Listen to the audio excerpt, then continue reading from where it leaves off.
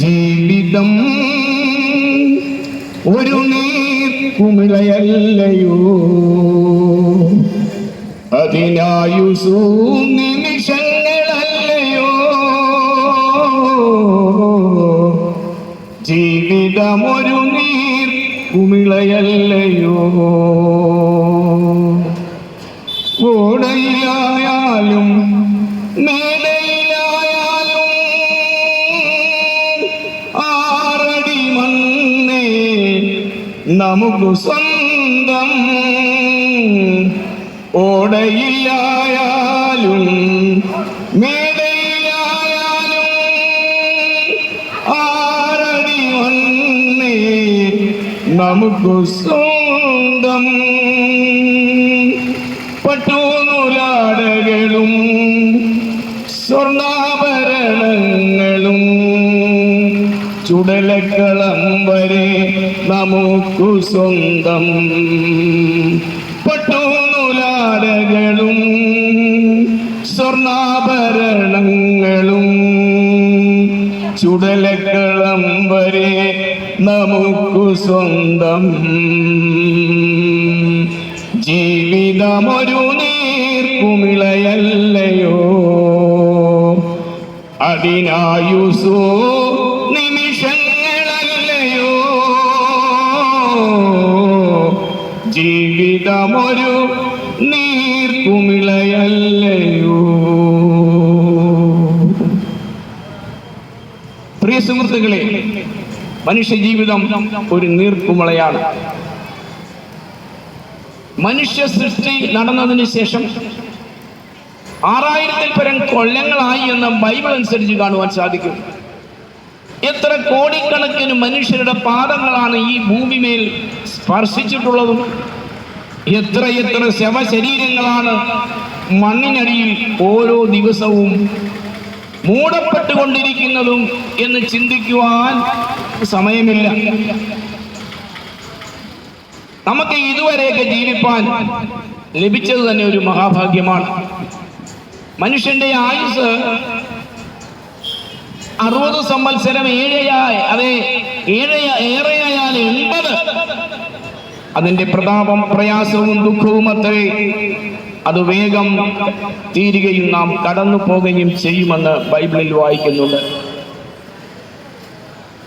നമ്മുടെ ഓർമ്മയൊന്ന് പുതുക്കി നാം ബാക്കിലോട്ട് ഇങ്ങനെ പോവുകയാണെങ്കിൽ നമ്മളുടെ ജീവകാലത്ത് തന്നെ നമ്മളുടെ സമീപ പ്രദേശങ്ങളിലും നമ്മുടെ വീടുകളിലുമായിട്ട് ചത്ത് മണ്ണിനോട് ചേർന്നവർ നിരവധി പേരാണ്.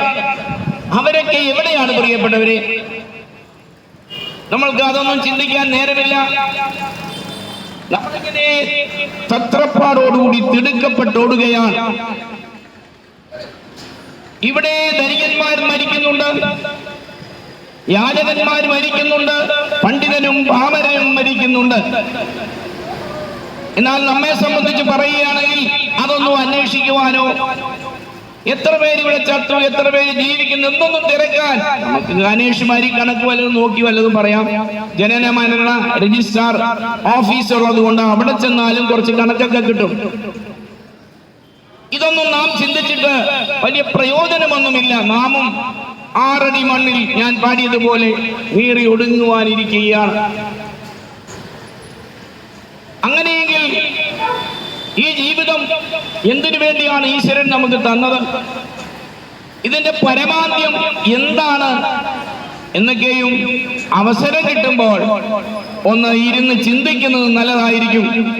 നമ്മൾ ജീവിച്ചിരിക്കുമ്പോൾ തന്നെ അത് നമുക്ക് ഗൗരവമായി എടുക്കുവാൻ കഴിയുന്ന ഒരു വിഷയമല്ല എങ്കിലും ഒരു ദിവസം നാം മരിച്ചേ പറ്റും. അങ്ങനെയെങ്കിൽ അതിനുള്ളൊരു പ്രസക്തി കൂടുതലാണ് പ്രിയപ്പെട്ടവരെ. നമ്മുടെ ആയുഷ്കാലത്തെ കുറിച്ച് നാം പഠിക്കണം, ചിന്തിക്കണം, ധ്യാനിക്കണം. ഇവിടെ rich people die, saints die, sinners die. എന്നാൽ the tremendous clinging on to life exists. നമുക്ക് ജീവിക്കണമെന്നുള്ള കലശലായ അഭിനിവേശമാണ് നമ്മൾ നടത്തുന്നത്. അതുകൊണ്ടാണ് നാം ജീവിക്കുന്നത് തന്നെ. നമ്മുടെ പ്രിയപ്പെട്ടവർ പലരും കടന്നു പോകുമ്പോൾ, അയ്യോ ഭർത്താവ് മരിക്കുമ്പോൾ ഭാര്യ, ഭാര്യ മരിക്കുമ്പോൾ ഭർത്താവ്, അയ്യോ കലശല് കൂട്ടാറുണ്ട്, മാറത്തടിച്ച് നിലവിളിക്കാറുണ്ട്. എന്നാലും ആ ദിവസങ്ങളും കഴിഞ്ഞു പോകും. നാം പിന്നെയും ജീവിക്കുകയാണ്. എന്തിനാണെന്ന് ചോദിച്ചാൽ മരിക്കുവാൻ വേണ്ടി. അപ്പോൾ ഈ ലോകത്തിൽ നമുക്കൊരു ജനനമുണ്ടെങ്കിൽ ഒരു മരണമുണ്ട്. ഇതിനിടയിൽ കിട്ടുന്ന ആയുഷ്കാലമാണ് നമ്മളുടെ ജീവിതം എന്ന് പറയുന്നത്. അതുകൊണ്ടാണ് ആ പാട്ടുകാരൻ പാടിയത് ഇങ്ങനെ: ജീവിതം ഒരു നീർക്കുമിളയല്ലയോ. ശരിയല്ലേ? Life is a story told by an idiot, full of sound and fury, signifying nothing എന്ന ഒരു പണ്ഡിതൻ പറഞ്ഞിട്ടുണ്ട്. ഒരു ശബ്ദായമാനമായ ലഹള, പിടിച്ചു നിൽക്കുവാൻ വേണ്ടിയുള്ള ഒരു തത്രപ്പാട്, ഇതാണ് ജീവിതം. എന്നാൽ നാം ജീവിക്കുന്നു, ഇതിനിടയിൽ ഭക്ഷിക്കുന്നു, സന്തോഷിക്കുന്നു, കുട്ടികളെ ഉത്പാദിപ്പിക്കുന്നു, അവരെ വളർത്തുന്നു. ഓരോരോ തലങ്ങളിലായിട്ട് നാം ഓരോരോ കൃത്യത്തിന് ഇങ്ങനെ ബന്ധപ്പെട്ടുകൊണ്ടിരിക്കുകയാണ്. എന്റെ മുൻപിൽ ധാരാളം ഓട്ടോറിക്ഷ തൊഴിലാളികൾ അവരുടെ മനോഹരമായിരിക്കുന്ന വാഹനങ്ങൾ തയ്യാറാക്കി ഇവിടെ കാത്തു നിൽക്കുകയാണ്. അവരുടെ വണ്ടിയിൽ കയറുവാൻ ആളുകൾ വരണം. വന്നാലേ അവരുടെ ജോലി നടക്കൂ. വരുന്നവർക്ക് അവരുടെ കാര്യം സാധിക്കണം. പോകണം, വരണം, യാത്ര, ഇതൊക്കെ വലിയൊരു tremendous clinging on to life എന്ന് കവി പറഞ്ഞതുപോലെ ശരിയാണ്. പരസ്പര പൂരകങ്ങളാണ് മനുഷ്യ ജീവിതം. പൊന്നും തൂമ്പ കയ്യിലുണ്ടെങ്കിലും ഒരു ഇരുമ്പിന്റെ സൂര്യ ആവശ്യമായി വരുമെന്ന് പറയുന്നത് പോലെയാണ് മനുഷ്യന്റെ ജീവിതം. അങ്ങനെ പരതി പിണഞ്ഞ് പടർന്ന് കയറുകയാണ്. ഇതുവരെയും ഈശ്വരൻ നമ്മളെ നടത്തി, നമ്മളെ ജീവൻ ചെന്ന് പരിപാലിച്ചു. ഇതിനു മുമ്പ് എത്ര പേര് ഇവിടെ കടന്നു പോയിട്ടുണ്ട്. കഴിഞ്ഞ ദിവസത്തെ പത്രങ്ങളിൽ ഈജിപ്തിൽ നിന്നൊരു സ്ഥലത്ത് ഒരു ഭാര്യയുടെയും ഭർത്താവിന്റെയും സ്കെലട്ടൻ, അതെ അസ്ഥിക്കൂടം കണ്ടെടുത്തു. നിങ്ങൾ കണ്ടു കാണും യൂട്യൂബിലും മറ്റും. 38 അടി ഉയരമുണ്ടായിരുന്നു അവർക്ക്. നോക്കണേ, എന്നാൽ നമ്മുടെയും വളരെ 6 അടി കൊണ്ടോ 5.5 അടി കൊണ്ടോ ചുരുങ്ങി ചുരുങ്ങി വരികയാണ്. ഏതെല്ലാം ജാതി രാക്ഷസന്മാര്, ഏതെല്ലാം ജാതി ജീവജാലങ്ങൾ ഇവിടെയൊക്കെ ജീവിച്ചിരുന്നു എന്ന ഒരറിവ് നമുക്കില്ല. ഒരു ജുറാസിക് പാർക്ക് എന്നൊരു കാലഘട്ടം ഉണ്ടായിരുന്നു. വലിയ മാമത്തും അതെ അതുപോലെയുള്ള പ്ലോഡോക്കസും ഒക്കെ ജീവിച്ചിരുന്ന ഒരു കാലഘട്ടം ഉണ്ടായിരുന്നുവെന്ന് നരവംശ ശാസ്ത്രജ്ഞന്മാർ പറയുന്നത് വളരെ ശരിയാണ്. അതുകൊണ്ട് ഈ ലോകം തന്നെ ഈശ്വരന്റെ കരകൗശലശാലയാണ്. ഇതിൽ ഏറ്റവും പ്രധാനപ്പെട്ടത് ആരാണെന്ന് ചോദിച്ചാൽ മനുഷ്യനാണ്. ഈ പ്രപഞ്ചമാകുന്ന ഈ കരകൗശലശാലയിലെ പ്രധാനപ്പെട്ട സൃഷ്ടിയാണ് മനുഷ്യൻ. ഇത് ജീവിച്ചിരിക്കുമ്പോൾ നാം മനസ്സിലാക്കിയിരിക്കണം. മനുഷ്യന്റെ ഉൽപ്പത്തിയെ കുറിച്ച് ഒരുപാട് കണക്കുകൾ, ഒരുപാട് തത്വങ്ങൾ, ശാസ്ത്ര സാങ്കേതിക ആശയങ്ങൾ നമ്മുടെ മുൻപിലുണ്ട്. ചാൾസ് ഡാർവിനാണ് പറഞ്ഞത്, മനുഷ്യൻ പരിണമിച്ച് ഇങ്ങനെ ഒടുവിൽ കുരങ്ങിൽ നിന്ന് അങ്ങനെ ചൈന മനുഷ്യൻ, പീക്കിംഗ് മനുഷ്യൻ, നിയാണ്ടർത്താൾ മനുഷ്യൻ, ഇങ്ങനെയൊക്കെ ഉണ്ടായി ഒടുവിൽ കുരങ്ങായി. അയ്യോ, പിന്നെ നാം നമ്മളായി എന്നാണ്. പക്ഷെ അത് തെളിയിക്കപ്പെടാത്ത ഒരു ശാസ്ത്ര ചിന്താഗതിയാണ്. ശാസ്ത്രജ്ഞന്മാർ തന്നെ അതിലേക്ക് തള്ളിക്കളഞ്ഞു. മനുഷ്യനെ സംബന്ധിച്ച് അവനൊരു ഉൽപ്പത്തിയുണ്ട്, അവനൊരു ക്രിയേറ്റർ ഉണ്ട്, അവനൊരു സൃഷ്ടാവുണ്ട്. എന്താണ് അതിന്റെ തെളിവെന്ന് ചോദിച്ചാൽ നാം തന്നെയാണ്.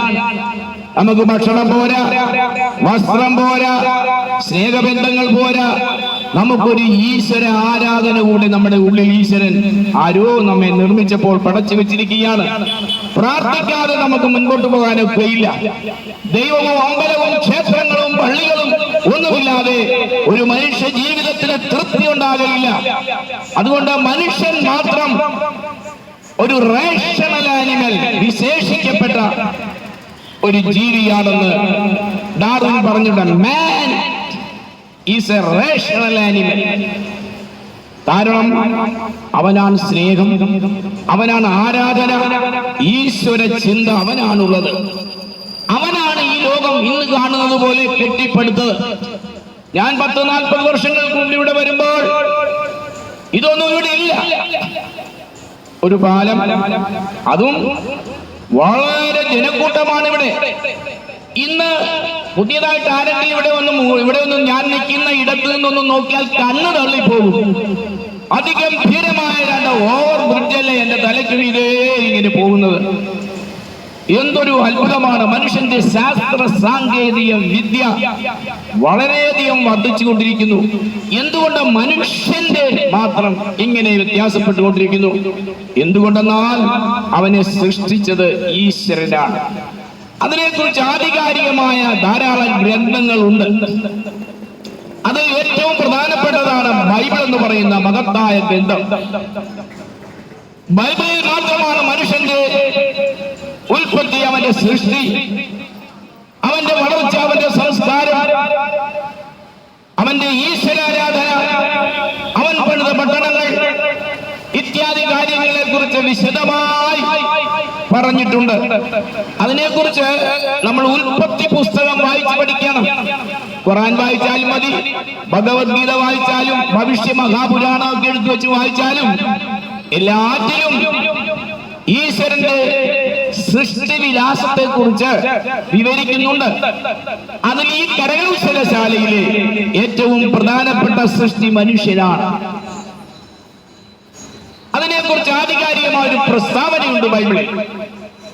യഹോവയായ ദൈവം നിലത്തെ പൊടി കൊണ്ട് മനുഷ്യനെ നിർമ്മിച്ച ശേഷം അവന്റെ മൂക്കിൽ ജീവശൂതി മനുഷ്യൻ ജീവനുള്ള ദേഹിയായി തീർന്നു എന്ന് അവിടെ വായിക്കുന്നു. God formed the man of the dust of the ground and breathed into his nostrils the breath of life. Man became a living soul എന്ന് ഇംഗ്ലീഷിൽ കാണാൻ സാധിക്കും. നിലത്തെ പൊടി കൊണ്ട് മനുഷ്യനെ ദൈവം തമ്പുരാൻ രൂപപ്പെടുത്തിയിട്ട് മനുഷ്യ രൂപം നൽകി.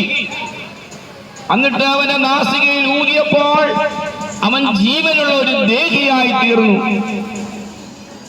ഇതര ജീവജാലങ്ങളെയെല്ലാം സൃഷ്ടിച്ച കാര്യം അതിനു മുൻപേ പറഞ്ഞിട്ടുണ്ട്. ഈശ്വരന്റെ വാക്കുകൊണ്ടാണ് ഇതര ജീവജാലങ്ങളെല്ലാം തന്നെ ഉദ്ഭൂതമായത്. അദ്ദേഹം പറഞ്ഞു, കൂട്ടമായി പറക്കട്ടെ ആകാശത്തിൽ, അതേ പക്ഷിവൃന്ദം കൂട്ടമായി ജനിക്കട്ടെ, വെള്ളങ്ങൾ, അതേ വെള്ളത്തിൽ മത്സ്യങ്ങൾ, വന്യജീവികൾ, പുരോഗാമികൾ, ഗ്രാമ്യ ജന്തുവൃന്ദങ്ങൾ എന്നിവ മണ്ണിൽ നിന്ന് സംഭവിക്കട്ടെ എന്നീ വിധത്തിൽ പരനോദവേ അവയെല്ലാം മുന്നമിച്ചു താമസമെന്നെ. ഇതൊക്കെ ഉണ്ടാക്കിയെന്നാണ് പറയുന്നത്. എന്നാൽ മനുഷ്യനെ സംബന്ധിച്ച് അവൻ നിലത്തെ പൊടിയെടുത്ത് കുഴച്ച് അതിനെ മനുഷ്യനാക്കി അവന് മൂക്കിൽ ജീവശ്വാസം ഊതിയപ്പോൾ മനുഷ്യൻ മാത്രം ജീവനുള്ള ദേഹിയായി തീർന്നു. ഇതര ജീവജാലങ്ങൾക്കൊന്നും ദേഹിയില്ല, അതിന് വിവേകമില്ല, ജാത്യാഗുണമല്ലാതെ ഒരു വ്യത്യാസവും അതിനില്ല. അത് ഈശ്വരനെ പ്രകൃതിയ സ്തുതിക്കാറുണ്ട്. സ്തുതി പാഠകരായ പൈങ്കിളികൾ പ്രഭാത കാലത്ത് ഈശ്വരനെ സ്തുതിക്കുന്ന ഗാനങ്ങൾ നാം കേൾക്കാറുണ്ട്. പക്ഷെ നമ്മെ പോലെ ദൈവത്തെ ആരാധിക്കുകയും ദൈവത്തോട് പ്രാർത്ഥിക്കുകയും ഒക്കെ ചെയ്യുന്ന ഇതര ജീവജാലങ്ങളില്ല. നമ്മളുടെ ആരാധന എന്നൊക്കെ പറഞ്ഞാൽ ഇപ്പോൾ അത് വളരെ മൂർച്ഛിച്ചു പോയി എന്നുള്ളതാണ് സത്യം. കാരണം ആരാധനയ്ക്ക് വേണ്ടി പള്ളികൾ തള്ളി പൊളിക്കുകയാണ്, പള്ളികൾ പിടിച്ചു പറിച്ചെടുക്കുകയാണ്, തമ്മിൽ തല്ലി ചാകുകയാണ്. ഇതാണോ ആരാധന? അല്ല. സ്നേഹമാണ് അഖില സാരമൂഴിയും. സ്നേഹമില്ലാത്ത ആരാധന ഒരു ആരാധനമല്ല. ഗോഡ് ഈസ് ലവ് എന്ന് നാം പറയാറുണ്ട്. ഈശ്വരൻ അതുകൊണ്ടാണ് നമ്മെ സ്നേഹിക്കുന്നത്, നമ്മെ പരിപാലിക്കുന്നത്. ഈശ്വരന് വിരോധമായി എന്ത് നമ്മൾ പറഞ്ഞാലും, എന്ത് പ്രശ്നങ്ങൾ ഇവിടെ സൃഷ്ടിച്ചാലും നാം ഇന്നലത്തെ പോലെ തന്നെ ഇന്നും ജീവിക്കുകയാണ്. ആരെങ്കിലുമൊക്കെ കൊന്നുവെച്ച് വന്നാൽ നമുക്ക് സമാധാനത്തോടെ കിടന്നുറങ്ങുവാൻ സാധിക്കയില്ലെങ്കിലും ഒരു ദിവസം നിയമത്തിന്റെ കുരുക്ക് അവന്റെ കരങ്ങളിൽ വീഴുവെന്നുള്ളതിനും സംശയമില്ല. അതുകൊണ്ട് ഭയത്തോടും അതുകൊണ്ട് അല്പം മര്യാദയ്ക്കും വിവേകത്തോടും കൂടി മനുഷ്യൻ മാത്രം ജീവിക്കുന്നു. അതെന്താണെന്ന് ചോദിച്ചാൽ അവനെ സൃഷ്ടിച്ച ഒരു സൃഷ്ടാവിനെ കുറിച്ച് ചിലപ്പോഴവൻ ഓർക്കാറുണ്ട്. അങ്ങനെയെങ്കിൽ ഈശ്വരനെ നാം അറിയണം ഈ ലോക ജീവിതത്തിൽ. അതാണ് ദൈവം നമ്മെ കുറിച്ച് ആഗ്രഹിക്കുന്നത്. ഈശ്വര ചിന്ത നമ്മളിൽ നിന്ന് വിട്ടുപോയാലും അത് നമ്മെ വിടാതെ പിന്തുടർന്നുകൊണ്ടിരിക്കുകയല്ലേ. ഈശ്വരനോട് പ്രാർത്ഥിക്കാതെ ആരെങ്കിലും ഇന്ന് വൈകിട്ട് പോയി കിടന്ന് ഉറങ്ങുമോ? മദ്യമിച്ചും അധോന്മത്തരായിരുന്നാലും ശരി, ദൈവത്തെ ഒന്ന് വിളിക്കാതെ ആർക്കും ഉറങ്ങാനൊക്കുകയില്ല. കാരണം അവന്റെ ജീവതന്തു ഈശ്വരന്റെ കയ്യിലാണ്. ഈശ്വരനെ ധിക്കരിച്ചു പോകുന്ന ഒരു മനുഷ്യൻ സുപ്രഭാതത്തിൽ എഴുന്നേറ്റ് വരണമെങ്കിൽ ദൈവം അനുവദിച്ചേ പറ്റൂ. നമ്മുടെ മൂക്കിലൂടെ കയറിയിറങ്ങുന്ന ഈ വായു ഉണ്ടല്ലോ, അതൊന്ന് തടസ്സപ്പെട്ടു പോയാൽ നമ്മുടെ എല്ലാം ആപ്പീസ് പൂട്ടിയത് തന്നെ. എന്തൊരു നിസ്സാരൻ ഒരു മനുഷ്യൻ എന്ന് പറഞ്ഞാൽ വളരെ നിസ്സാരനാണെങ്കിലും അവന്റെ ഉള്ളിലിരിക്കുന്ന ഈശ്വര ചൈതന്യം അതിമഹത്തരമാണ്. അതാണ് നമ്മെ പരസ്പര സ്നേഹമുള്ളവരാക്കി, സ്നേഹിതന്മാരാക്കി, പരസ്പര പൂരകങ്ങളായ നിരവധി പ്രവർത്തനത്തിൽ നാം அதை ഏർപ്പെട്ടിട്ട് അന്യരെ സഹായിക്കുന്നവരാക്കി തീർക്കുവാനുള്ള എല്ലാ മനോഭാവവും ഈശ്വരദത്തമാണ്. അതുകൊണ്ട് ഈ മനുഷ്യനെ സംബന്ധിച്ച് ദൈവം അവനെ ഉണ്ടാക്കിയത് കൊണ്ട് ദൈവത്തോട് അവന് ഒരു കടപ്പാടുണ്ട്. ദൈവത്തെ അവൻ അന്വേഷിച്ചു പോകണം. ഈശ്വരനെ അന്വേഷിച്ചു പോകുന്നതിന് എന്താണ് ചെയ്യേണ്ടത്? അവനോട് പ്രാർത്ഥിക്കണം. അവന്റെ പ്രമാണങ്ങളുണ്ടോ എന്ന് നോക്കണം. പല നിയമങ്ങളും ചട്ടങ്ങളും മനുഷ്യൻ അനുസരിക്കാതെ ഈ ഭൂമിയിൽ ജീവിപ്പാൻ സാധ്യമല്ല. ഒരു ദിവസം അറിഞ്ഞോ അറിയാതെയോ 2000-ഓളം നിയമങ്ങൾ നാം അനുസരിക്കണം. യാത്ര ചെയ്യുമ്പോഴും, ഹോട്ടലിൽ കയറുമ്പോഴും, ഭക്ഷണം കഴിക്കുമ്പോഴും എല്ലാം കൂടെ നമ്മൾ കണക്കെടുത്താൽ 2000-ൽ കൂടുതൽ നിയമങ്ങളാണ് മനുഷ്യൻ അനുസരിക്കേണ്ടത്. ഇതൊന്നും ഞാൻ അനുസരിക്കയില്ല എന്ന് പറഞ്ഞ ഒരു മനുഷ്യൻ ജീവിക്കാൻ തുടങ്ങിയാൽ അവന് വളരെ നാളുകൾ ഇവിടെ ജീവിക്കാൻ ഒക്കുകയില്ല.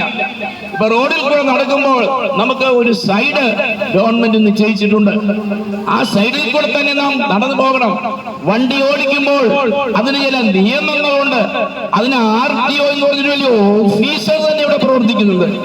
ഇതൊക്കെ ലംഘിക്കാതെ നമ്മൾ പോകാമെന്ന് വിചാരിച്ചാൽ ഒരു സുപ്രഭാതത്തിൽ നമ്മുടെ തല റോഡിൽ കിടന്ന് ഉരുളുമെന്ന് പറഞ്ഞാൽ ആർക്കും ഭയം തോന്നുകയില്ല. കാരണം where there is no vision, the people perish. നിയമം കയ്യിലെടുക്കുമ്പോഴാണ് പ്രിയപ്പെട്ടവരെ മനുഷ്യൻ നാശോന്മുഖനായി തീരുന്നതെന്ന് മനസ്സിലാക്കണം. ഞാൻ ഈ സമയം കിട്ടുന്ന സമയങ്ങളിലെല്ലാം ഈ തെരുക്കളിലും ചന്തകളിലും ഒക്കെ പോയി നിന്നുകൊണ്ട് ഈ ബൈബിളിനെ സംബന്ധിച്ചും മതഗ്രന്ഥങ്ങളെ കുറിച്ചും ലോകരക്ഷകനായി ഇവിടെ കടന്നു വന്ന യേശുവിനെ കുറിച്ചും പ്രസംഗിക്കാറുണ്ട്. എന്റെ കൂടെ ഉദ്യോഗം ഭരിച്ചവരും എന്റെ സമകാലികരും എന്റെ കൂടെ പഠിച്ചവരുമായ പല ആളുകളും എന്നെ കാണാറുമുണ്ട്. പലരും മരിച്ചുപോയി. ട്രഷറിയിൽ നിന്ന് ഞാൻ പെൻഷൻ മേടിക്കുന്ന ഒരു ഉദ്യോഗസ്ഥനാണ്. അവിടെ ചെല്ലുമ്പോൾ ഞാൻ ബാങ്കിലൊന്നും പോയി മേടിക്കുകയില്ല. കാരണം എനിക്ക് എന്റെ കൂടെ ജോലി ചെയ്ത സ്നേഹിതന്മാര് ട്രഷറിയിൽ വെച്ച് കണ്ടുമുട്ടണമെന്ന് എനിക്കൊരു താല്പര്യമുണ്ട്. ഞാൻ പലരെയും കുറിച്ച് തിരക്കി അന്വേഷിക്കുമ്പോൾ എന്നിലും വളരെ പ്രായം കുറഞ്ഞ പല സ്നേഹിതന്മാരും ഇന്ന് ഇല്ല. അവരൊക്കെയും മണ്ണിനടിയിൽ മറഞ്ഞുപോയി. ഞാൻ ഓർക്കും, ഈശ്വരൻ എന്നെ ഇത്രത്തോളം സഹായിച്ചു ജീവിപ്പാനായിട്ട് എനിക്ക് ഭാഗ്യം തന്നല്ലോ. സമർത്ഥനായ സീസറും പ്രസിദ്ധനായ ഹോമറും സമത്വമറ്റ സോളമൻ തുടങ്ങിയുള്ള വിജ്ഞരും ഈ കാലചക്ര വിഭ്രമത്തിൽ അമർന്നുപോയി എങ്കിൽ നമുക്ക് പിന്നെ എന്ത് ശങ്കമാറ്റമൊന്നുമില്ലതിൽ. അങ്ങനെയാണ് നമ്മുടെ ജീവിതം. ഇതൊക്കെ സത്യമായതുകൊണ്ട് എവിടെ നിന്ന് പോലും എവിടെ നിന്ന് വേണമെങ്കിലും പ്രസംഗിക്കാൻ എനിക്ക് ധൈര്യമുണ്ട്. യാഥാർത്ഥ്യം എന്റെ നേരെ നാം ആരും കണ്ണടച്ചിട്ട് കാര്യമില്ല. അതുകൊണ്ട് നമ്മൾ ഒരു ദിവസം ഇവിടെ നിന്ന് മരിക്കും. ഞാൻ പല ശവസംസ്കാര ഭവനങ്ങളിൽ എവിടെയൊക്കെ ആരെങ്കിലുമൊക്കെ മരിച്ചാൽ ഞാൻ എവിടെയൊക്കെ പോകും. അവിടെ നിന്ന് എന്റെ ജോലി പ്രസംഗമാണ്. എന്താ ഇതിന്റെയൊക്കെ താല്പര്യം? മരിച്ചാൽ മനുഷ്യൻ എവിടെ? ആരെങ്കിലും ചിന്തിക്കുന്ന കാര്യമാണോ? നമ്മൾ പറയും ചത്താൽ തലത്തെക്കോ വടക്കോ. ആര് ചിന്തിക്കാനാണ്? നമ്മുടെ പ്രിയപ്പെട്ടവരെ കുറിച്ചൊക്കെ വല്ലപ്പോഴും ഓർക്കാറുണ്ട്. അത് നല്ല ചിത്രങ്ങളൊക്കെ നമ്മൾ പണ്ടെടുത്ത് ഫ്രെയിമൊക്കെ ചെയ്ത് ഭിത്തിയിൽ ഇങ്ങനെ വെക്കും. നാമം ഒരിക്കലും ഭിത്തിയെ കയറും എന്നുള്ള കാര്യം ആരും ഓർക്കുന്നില്ല. ഇന്നടിച്ചു പൊളിച്ച് നടക്കുകയാണ്. ഈശ്വരൻ തന്നിരിക്കുന്ന സൗന്ദര്യം, ഹോളിനോസ് പുഞ്ചിരിയെല്ലാം പുഞ്ചിരിച്ച് ലോകത്തിൽ നടക്കണം. എന്നാൽ പ്രായമാകുമ്പോൾ തോൽ ചുറ്റിച്ചുളുങ്ങി ഇത്തിരി മാംസം പോലും തൻ തനുവതിലില്ലാതെ വല്ലാതെ അന്തകൻ ദശ നിന്ന് ശേഷിച്ച തുകൽ പോലെയാകും. കാറ്റുപോയ റബ്ബർ പന്ത് പോൽ കവിളേറ്റവും ഒട്ടി പല സമൂലം കൊഴിയാൽ കുഴിഞ്ഞു കുഴികിണ്ണം തന്നെയാകും. ചവകണ്ട് പഴവന്മാരും കൂടി ചിരിക്കും മട്ടാകും. എന്റെ കയ്യിൽ അയഡാസ് എന്ന് പറഞ്ഞ ഒരു ഡോക്ടറുടെ ചിത്രമുണ്ട്. വെല്ലൂർ മെഡിക്കൽ ഹോസ്പിറ്റലിലാണ് അവർ ജോലി ചെയ്തിരുന്നത്. അവര് പ്രായമായി കഴിഞ്ഞ ഒരു ചിത്രം എന്റെ കയ്യിലുണ്ട്. അവര് യൗവനക്കാരത്തിയായി ഡോക്ടറായി പഠിക്കുന്ന വേളയിലുള്ള ഒരു ചിത്രവും എന്റെ കയ്യിലുണ്ട്. ഇത് രണ്ടും ഞാൻ എടുത്ത് ഭിത്തിയിൽ നിന്ന് നിവർത്തിയിട്ട് ഇങ്ങനെ നോക്കാറുണ്ട്. അവരെ എന്തിനാണ് പറയുന്നത്? നമ്മുടെ ഫോട്ടോ നമ്മുടെ കയ്യിലില്ലേ? ചെറുപ്പത്തിലേക്ക് കോളിനോസ് ഫോട്ടോ പുഞ്ചിരിയുമായിട്ടിരിക്കുന്ന നമ്മും ഭാര്യയുമായി എടുത്ത ഫോട്ടോ ഉണ്ടല്ലോ, വലിയ വലിയ നമ്മുടെയൊക്കെ വീടുകളിൽ വന്നാൽ ആ ഫോട്ടോ ഒക്കെ ഭിത്തിമേലിങ്ങനെ വെച്ചിരിക്കുന്നത് കാണാം. അന്തകാലത്ത് അവരുടെ സൗന്ദര്യം, ഈയിടയ്ക്ക് സിനിമാ നടന്മാരുടെ പലരുടെയും ഫോട്ടോ നമ്മുടെ യൂട്യൂബിൽ ഗൂഗിളിലൊക്കെ തെളിഞ്ഞു വരാറുണ്ട്. അബ്ദുൽ ഖാദർ എന്നറിയപ്പെടുന്ന പ്രേം നസീർ, അദ്ദേഹം തിരുവനന്തപുരംകാരനാണ്. ഞങ്ങൾ തമ്മിൽ സംസാരിച്ചിട്ടുണ്ട്. അദ്ദേഹത്തിന്റെ ഫോട്ടോ ഈ കഴിഞ്ഞ ദിവസം എന്റെ ഫേസ്ബുക്കിൽ വന്നപ്പോൾ ഞാൻ അതിശയിച്ചു പോയി. വലിയ വ്യത്യാസമൊന്നുമില്ല, സൗന്ദര്യം കുറഞ്ഞിട്ടില്ല ഇപ്പോഴും കാണുമ്പോൾ. പിന്നെ ഇന്ന് പിന്നെ മേക്കപ്പ് ആണല്ലോ, അതുപോലെ അന്നത്തെ നാച്ചുറൽ ബ്യൂട്ടി അങ്ങനെ നിന്നുകൊണ്ട്. അതുപോലെ നമ്മുടെ ജീവിതത്തിൽ ചില ആളുകളെ നാം ഇന്ന് ഓർക്കുന്നുണ്ട്, സൗന്ദര്യം വറ്റാത്ത ആളുകൾ. നമ്മളെയൊക്കെ സംബന്ധിച്ച് കാലാവസ്ഥയുടെ വ്യതിയാനം മാത്രമല്ല, ഭക്ഷണ സാധനത്തിന്റെ വൈറ്റമിൻ ലെസ്നെസ്, വിറ്റമിൻ ഗുണമൊന്നുമില്ല, എല്ലാം വിഷമാണ്. അതുകൊണ്ട് നമ്മൾ കഴിക്കുന്നതനുസരിച്ച് വളരുകയല്ല, ഡിപ്രിസിയേഷൻ നമുക്ക് സംഭവിച്ചുകൊണ്ടിരിക്കുകയാണ്. പണ്ട് കാലത്തൊക്കെയും നമ്മുടെ അപ്പൂപ്പന്മാരെയൊക്കെ നോക്കിയാൽ അവരുടെ ആരോഗ്യ ദൃഢഗാത്രരായിരുന്നു എന്ന് കാണുവാൻ സാധിക്കുന്നില്ലേ? എന്നാൽ കാലം പുരോഗമിച്ചു, ആയുസ് ദൈർഘ്യമെന്ന് സ്വല്പം കൂടിയിട്ടുണ്ടെന്ന് പറയുന്നു. എന്നാൽ പഴയ കാലത്തെ ആളുകളുടെ അത്ര ആരോഗ്യം ഇന്ന് ആർക്കും ഇല്ല. എന്താ കാര്യം? പ്രകൃതി മനുഷ്യനെതിരായി കഴിഞ്ഞു.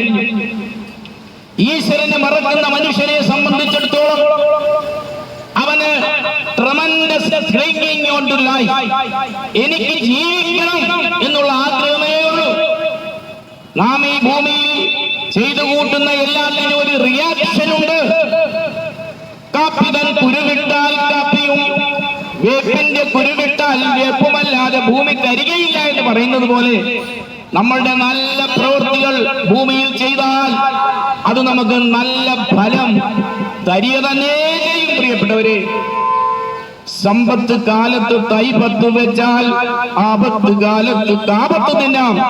നിങ്ങൾ ഇന്ന് മധ്യപൂർവദേശങ്ങളൊന്ന് നോക്കിക്കേ, അവിടെ കൊണ്ട് ചൊരിയുന്ന കൊട്ടക്കണക്കിന് ബോംബുകളുടെ ഗർജനമല്ലേ നാം കേൾക്കുന്നത്? ഭൂകമ്പടലങ്ങൾ കഴിഞ്ഞ ദിവസവും പൊട്ടി. എല്ലാവിനടുത്ത് ഭയങ്കരമായിരിക്കുന്ന ബോംബുകൾ. ഇതെവിടെയാണ് പ്രിയപ്പെട്ടവരെ? മനുഷ്യൻ എങ്ങോട്ടാണ് ഈ പോകുന്നത്? ദൈവഭയം അല്പമെങ്കിലും അവന്റെ ഉള്ളിലുണ്ടെങ്കിൽ അവൻ അവന്റെ ചെയ്യുന്ന പ്രവൃത്തികളെ കുറിച്ച് ചിന്തിക്കാതിരിക്കുമോ?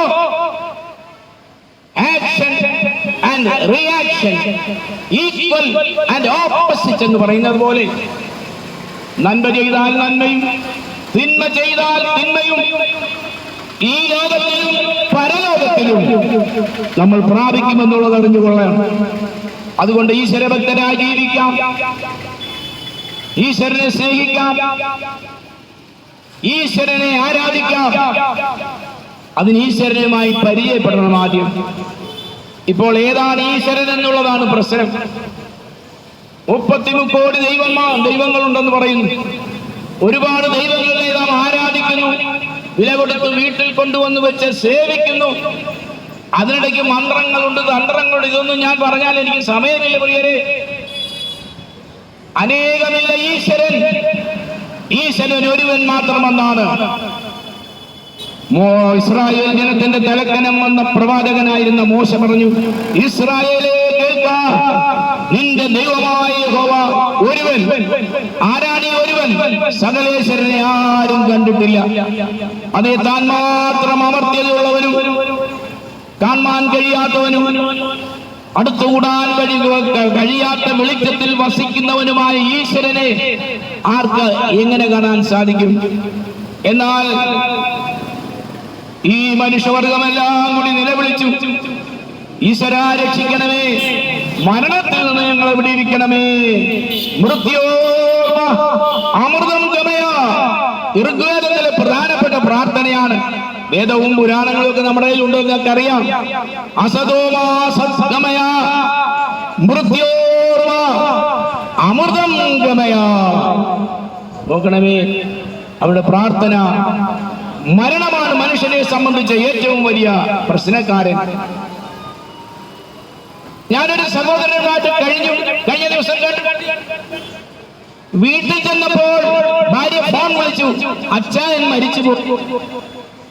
അയ്യോ, ഇതെന്തൊരു അവസ്ഥയാണ് ലോകത്തിൽ നടക്കുന്നത്. നമ്മുടെയൊക്കെ വീട്ടിൽ നടക്കുന്ന ആളുകളുടെയൊക്കെ കാര്യമല്ലേ.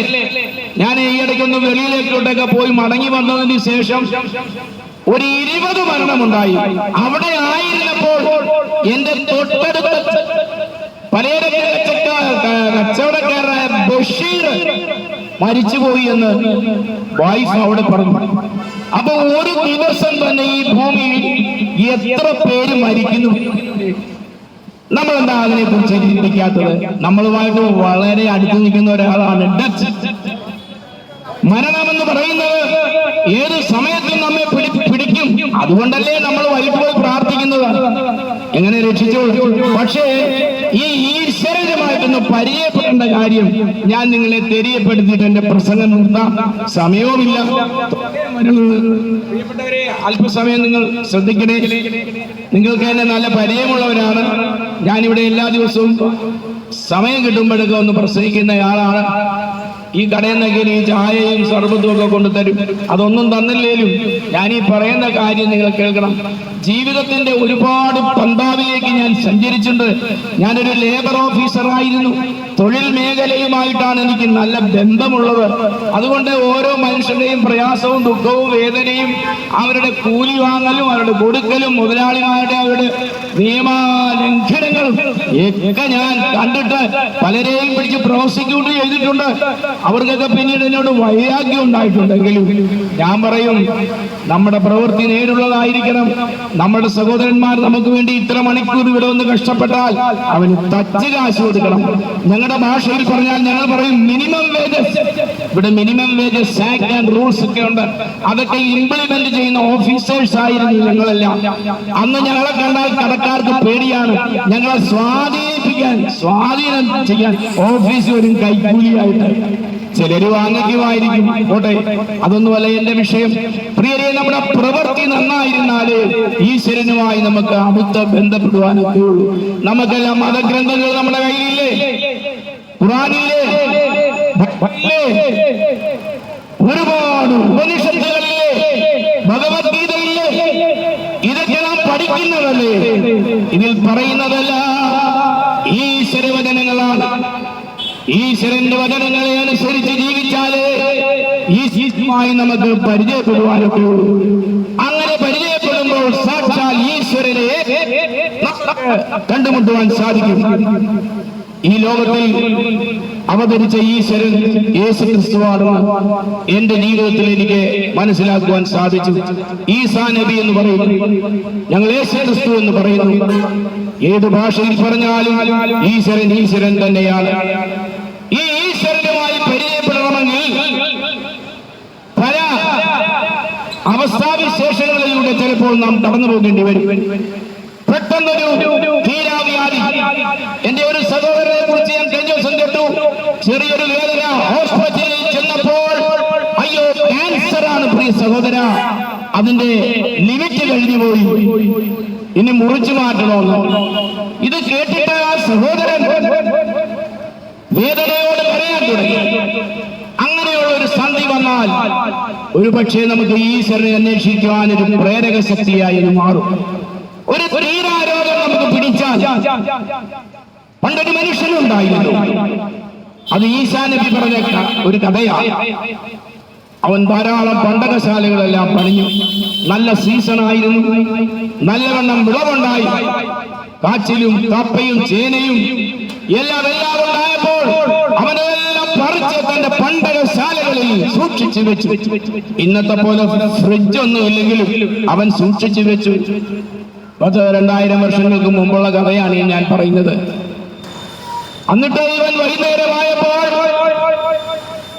അവന്റെ വരാന്തയിൽ ഇരുന്നുകൊണ്ട് ഈശ്വരന്റെ മുഖത്ത് നോക്കി ഇങ്ങനെ പറഞ്ഞു: ഭഗവാനെ, എന്റെ തലമുറയ്ക്കെല്ലാം തിന്നാനുള്ളത് ഞാൻ സംഭരിച്ചു, ഞാൻ ചരടിച്ചിവിടെ വെച്ചിരിക്കുകയാണ്, തിന്നുക, കുടിക്കുക, ആശ്വസിക്കുക എന്ന് പറഞ്ഞു. അങ്ങനെ പറഞ്ഞ ഇവൻ നാക്കു വായിടുന്നതിന് മുമ്പേ ഒരു അശരീരി ഉണ്ടായി. മഠയ, ഇന്ന് രാത്രി ഞാൻ നിന്റെ ജീവനെ ചോദിച്ചാൽ നീ സമ്പാദിച്ചു വച്ചിരിക്കുന്ന വാർത്താകും. ഇത് കേട്ടപ്പോൾ ആ മനുഷ്യൻ ഞെട്ടിപ്പോയി. ഇതാണ് ഇന്നത്തെ ലോകത്തിന്റെ സ്ഥിതി. ഈശ്വരനെ അറിയാതെ എന്ത് സമ്പാദിച്ചാലും, എന്ത് ചെയ്താലും, പടുത്തുയർത്തിയാലും, സ്ഥാവര ജംഗമങ്ങൾ ഉണ്ടാക്കിയാലും, സ്വർണ്ണാഭരണങ്ങൾ പണിത് നിന്റെ ട്രഷറികളിൽ ലോകറിൽ നിക്ഷേപിച്ചാലും ശരി, one day the Lord Creator will call you back. തിരിച്ചു വിളിക്കും നിന്നെ. നമ്മെ എല്ലാവരെയും തിരിച്ചു വിളിക്കും, എന്നെയും തിരിച്ചു വിളിക്കും. അതുകൊണ്ട് ഈശ്വരനുമായി ഒരു ബന്ധം സ്ഥാപിക്കണം. ഇവിടെ നിന്ന് കടന്നു പോകുന്നതിന് മുൻപ് അങ്ങനെ ഒരു ഈശ്വരനുമായി ബന്ധപ്പെടാൻ താല്പര്യമുണ്ടെങ്കിൽ നിങ്ങൾക്ക് അതിൽ അന്വേഷണത്തിൽ ഏർപ്പെടാനുള്ള എല്ലാ സാങ്കേതിക വിദ്യകളും നമുക്കുണ്ട്. പുരാതനമായ ഗ്രന്ഥങ്ങൾ, മതഗ്രന്ഥങ്ങൾ വെറുതെയല്ല. മനുഷ്യനെ പാപശിക്ഷയിൽ നിന്നും പാപഭരണത്തിൽ നിന്നും വിടുവിച്ച് ഈ ലോകത്തിൽ അവന് സദാചാരവും ഈശ്വരഭക്തിയും നൽകി പരലോകത്തിൽ പരമാനന്ദ പരിപൂർണതയും അമർത്യതയും കൂടെ ലഭ്യമാകുന്നതിന് ഈശ്വരൻ നമുക്ക് തന്നിരിക്കുന്ന മതഗ്രന്ഥങ്ങളെ നിങ്ങൾ ഒരിക്കലും അടച്ചുകൂട്ടി വെക്കരുത്. അത് തുറന്നു വായിക്കണം, ഖുർആൻ ഓതണം, ബൈബിൾ വായിക്കണം. പക്ഷേ ഇതൊക്കെ വായിക്കുകയും പഠിക്കുകയും ചെയ്യുമ്പോൾ നമ്മൾ ആലോചനയും ബുദ്ധിയും ഉള്ളവരാകയാൽ നാം ഈ എഴുതിയിരിക്കുന്നത് അങ്ങനെ തന്നെയാണോ എന്ന് തിരുവെഴുത്തുകൾ തുറന്നു വെച്ച് നാം തന്നെ പരിശോധിച്ച് പഠിക്കണം. ഗ്രന്ഥങ്ങൾ ഉണ്ടാക്കുന്നതിന് അവസാനമില്ല. അധികം പഠിക്കുന്നത് ശരീരത്തിന് ക്ഷീണം തന്നെ. ഈശ്വരനെ ഭയപ്പെട്ട് അവന്റെ കൽപ്പനകളെ പ്രമാണിച്ചു കൊള്ളുക, അതാകുന്നു നമുക്ക് വേണ്ടത്. പ്രിയരെ, നാം ഒരു വസ്തു വാങ്ങുവാനായിട്ട് പോവുകയാണ്. നമ്മൾ ആദ്യം ചെയ്യുന്നത് എന്താണ്? അതിന്റെ മുന്നാധാരങ്ങളൊക്കെയും കൊണ്ടുവന്ന് ചോദിച്ച് പഠിക്കും. എന്തിനാണ്? ഏതെങ്കിലും കുരുക്കുന്നതിനകത്തുണ്ടോ? വല്ല മൈനർ കേസുകൾ വല്ലതും ഉണ്ടോ? കടപ്പെടുത്തിയിട്ടുണ്ടോ? ഇതൊക്കെ സൂക്ഷ്മമായി പരിശോധിക്കുന്നത് പോലെ നമ്മുടെ മതഗ്രന്ഥങ്ങളെ പഠിച്ച് മനസ്സിലാക്കാം. അല്ല എങ്കിൽ ലോകത്തിൽ ഇബ്ലീസിന്റെ കൈ അതിനകത്ത് വരും. ഇബ്ലീസ് നമ്മെ ആക്രമിക്കാതിരിക്കാൻ വളരെ സൂക്ഷിക്കണം. അവൻ നമ്മെ അപകടപ്പെടുത്തുന്നത് മതഗ്രന്ഥങ്ങളിലൂടെയാണെന്ന് അറിയാതിരിക്കരുത്. ഇന്ന് ലോകത്തിൽ ചെറിയപ്പെടുന്ന രക്തങ്ങളുടെ എല്ലാം പിന്നിൽ മതചിന്തയാണ്. മതം ആവശ്യമില്ല, ഈശ്വരനെയാണ് ആവശ്യം. മതം കൊണ്ട് ഒന്നുകൂടെ സാധിച്ചിട്ടില്ല. ഗുരുദേവൻ ഒരിക്കൽ ഇങ്ങനെ പറഞ്ഞു: സകല മതസാരവും ഏകമെന്നു പാരാതെ ഉലകിൽ ഒരാണിയിൽ അന്തരെന്ന പോലെ പലവിധ വ്യാഖ്യാനങ്ങൾ പറഞ്ഞ് പാമരന്മാർ അലറുന്നത് കണ്ട് അലറാതെ അമർന്നേറും. മതത്തിന്റെ പേരിൽ നടക്കുന്ന കൊലപാതകങ്ങൾ ഇന്ന് ഇസ്രായേലും അറബികളും ഹമാസും ആ രാജ്യങ്ങളിൽ എന്താണ് നടക്കുന്ന പ്രിയരെ? ഒരപ്പനും ഒരമ്മയ്ക്കുമുണ്ടായ മക്കൾ, ഒരച്ഛനമ്മയ്ക്ക് പിറന്ന മക്കൾ ഓർത്താൽ ഒരൊറ്റത്തറവാട്ടുകാർ നാവിന്റെ മുറ്റത്ത് വിളഞ്ഞിടുന്ന നൽമുന്തിരിക്കൊത്തു മനുഷ്യവർഗം. ഇങ്ങനെ ജീവിച്ച ഈ മനുഷ്യവർഗം എന്തുകൊണ്ടാണ് ഇന്ന് തമ്മിത്തല്ലി തലകീറി രക്തപ്പുഴ ഒഴുക്കുന്നത്? സ്വന്തം സഹോദരന്റെ മാർഗത്തിൽ കത്തികുത്തി കയറ്റുവാൻ നിനക്കാരധികാരം തന്നു. ദൈവം മനുഷ്യനെ മാത്രമേ സൃഷ്ടിച്ചിട്ടുള്ളൂ. എന്നാൽ മനുഷ്യൻ മതങ്ങളെ സൃഷ്ടിച്ചു. മനുഷ്യനും മതങ്ങളും ദൈവങ്ങളും കൂടി അതേ മണ്ണും മനസ്സും പങ്കുവച്ചു.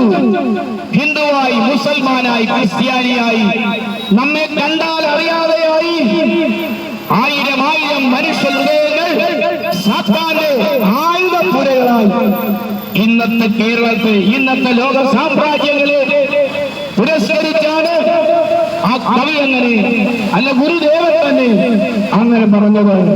അതുകൊണ്ട് നമുക്ക് മതങ്ങളെക്കാളും ഈശ്വരനേക്കാളും ആവശ്യം സത്യദൈവമായി ഈ ഭൂമിയിൽ വന്ന് അവതരിച്ച വാഴ്ത്തപ്പെട്ട കർത്താവായ യേശു എന്ന ഈശ്വരനാണ്. അദ്ദേഹം യേശു ദൈവമാണെന്നുള്ളതിന്റെ തെളിവെന്താണ്? എല്ലാവരും മരിച്ചു മണ്ണടഞ്ഞപ്പോൾ യേശു മാത്രം മരിച്ചടക്കപ്പെട്ട ശേഷം റോമാ ഗവൺമെന്റിന്റെ ഇമ്പീരിയൽ മുദ്രയെ പൊട്ടിച്ചുകൊണ്ട് താൻ പറഞ്ഞതുപോലെ വാനവിരവിലെ ഉയർത്തെഴുന്നേറ്റ് വന്നു. ഇതുപോലെ ഒരു ഈശ്വരൻ എവിടെയെങ്കിലും ഉണ്ടോ? ഒരിക്കലുമില്ല പ്രിയപ്പെട്ടവരെ, ഇല്ല. വയസ്സ് മാത്രം മരണത്തെ, രോഗത്തെ ജയിച്ച് ജീവിക്കാൻ കഴിയുള്ള ഒരു ഈശ്വരനെയാണ് നമുക്ക് വേണ്ടിയത്. അതുകൊണ്ടാണ് നമ്മുടെ ഈശ്വരനെ നമ്മൾ പരിചയപ്പെടും. അദ്ദേഹവുമായിട്ടൊരു ബന്ധം സ്ഥാപിക്കണം. ആള് അടുത്തു നോക്കണം.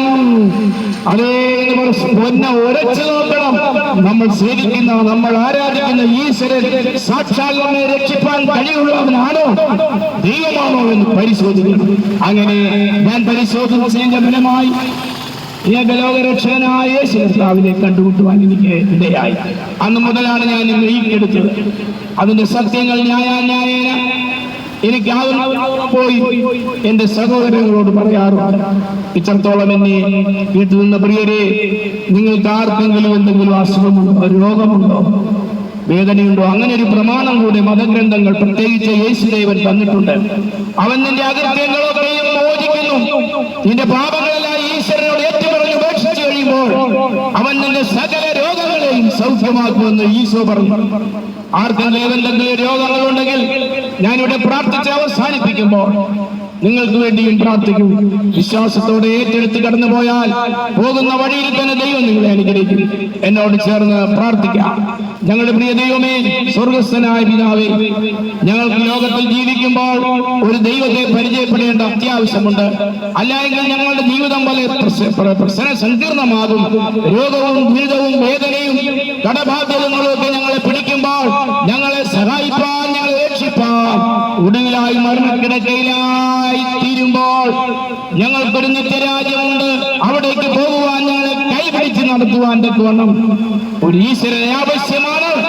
അതുകൊണ്ട് ഇന്ന് ബൽക്കാരം, ഇന്ന് സന്ധ്യാവേളയിൽ ഞാനിവിടെ പ്രസംഗിച്ച യേശു കർത്താവിനെ നാഥനും രക്ഷകനുമായി സ്വീകരിച്ച് അദ്ദേഹത്തിന്റെ സ്വാന്തന വാക്കുകൾ ഏറ്റെടുത്ത് രക്ഷിക്കപ്പെട്ട് മാനസാന്തരപ്പെട്ട് പാപത്തോട് എന്നേക്കുമായി വിട പറഞ്ഞ് ഒരു സ്വർഗീയമായ ജീവിതം ഈ ഭൂമിയിൽ ജീവിക്കുവാൻ വേദിക്കാരെ എല്ലാവരെയും സഹായിക്കണമേ എന്ന് പ്രാർത്ഥിച്ചുകൊണ്ട് ഞാനിവിടെ അവസാനിപ്പിക്കുന്നു.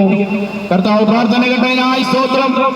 ഞങ്ങളെ ആരെങ്കിലും ഏതെങ്കിലും ഒരു രോഗി എന്ന് കേൾക്കുന്നുണ്ടെങ്കിൽ കർത്താവേ, എന്ത് രോഗമാണെങ്കിലും ശരി, അദ്ദേഹം പ്രാർത്ഥിക്കുന്ന വേളയിൽ അത്ഭുതകരമായ സൗഖ്യം ആ ശരീരത്തിൽ വ്യാപരിക്കണമേ, രക്തത്താൽ കഴുകണമേ. പ്രാർത്ഥന കേട്ടതിനായി സ്തോത്രം, യേശുവിൻ നാമത്തിൽ തന്നെ ആമേൻ. എന്നെ കേട്ട എല്ലാ മാന്യ മഹാജനങ്ങൾക്കും അഗൈതവുമായ നന്ദി രേഖപ്പെടുത്തിക്കൊണ്ട് ഞാനിവിടെ സമാപ്തി കുറിക്കുന്നു. നന്ദി, വന്ദനം.